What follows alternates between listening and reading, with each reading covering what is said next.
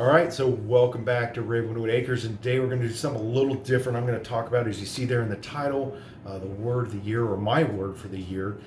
So I just got done a little bit ago finishing watching one of Tim's, the Toolman Tim's live video where he talked about his word of the year, and it kind of started, or at least for him and I've been following Nicole Sauce over at Living Free in Tennessee for quite some time, and then also Tim's, part of that community too, and her community that she has there in Tennessee.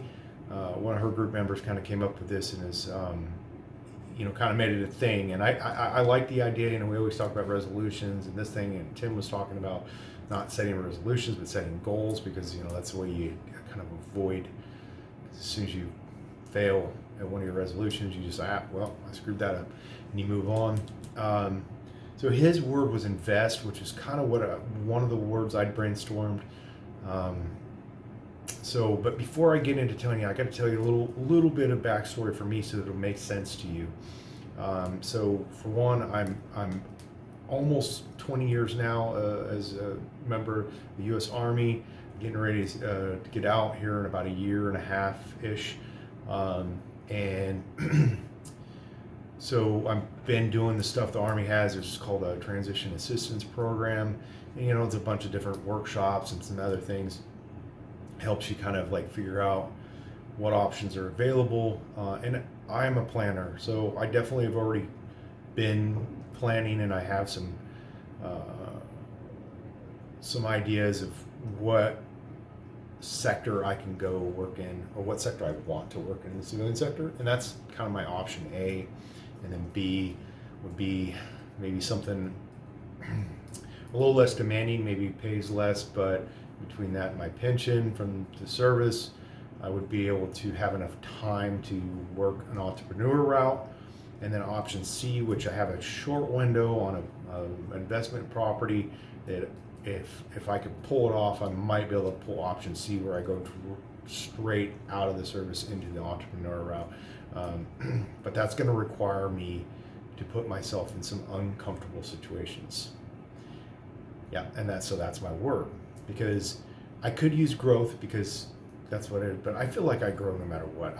I'm always trying to do new things and learn new things, and but just like anyone else, we go along these routes where we're most comfortable, right? We can learn more within a scope of things. Like recently, I've been doing a lot with food preservation, and like pickling and fermentations and stuff like that, to fill some of my free time while I'm here away from my family, and learn something new. But doesn't require me really to be uncomfortable to do that, right? I mean, yeah, if I mess it up, I mess it up. It's not that the consequences aren't that high. And also, to give you a little more about myself, is I'm somewhat of an introvert. I wouldn't say I'm a hardcore introvert, but I definitely, there's some situations for me, I think they're a lot more difficult than what people would realize, unless you're designed like introverts are.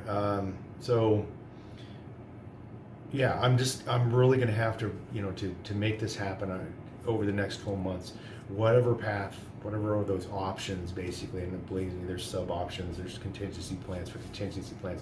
I mean, the military kind of teaches us that, and the whole fact that I like the preparedness world is probably because my mind works that way. I mean, ask my wife. We go on a simple road trip, and I've got every gas stop and food stop planned out. Yeah, so it's just what I do. It's my nature.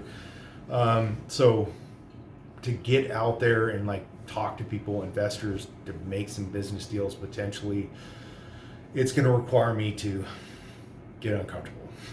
So I'm really kind of looking forward to it, and now that I've kind of worked through this brainstorming process, and watching Tim's stuff, inspired me.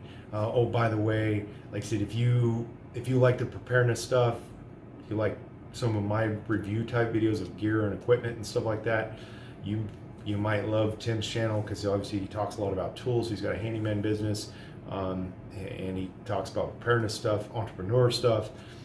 And then Nicole, same thing. She's amazing, homesteading, and just kind of mindset. I know I'm underselling her, but if you guys have not checked out their channels, I'll put their channels linked down below, all their links below. Yeah, so what's going to be your word of the year? Put it down in the comments down below. Don't forget to hit the subscribe button, thumbs up. If you like this content, subscribe to the channel if you want to see more, and have a great week.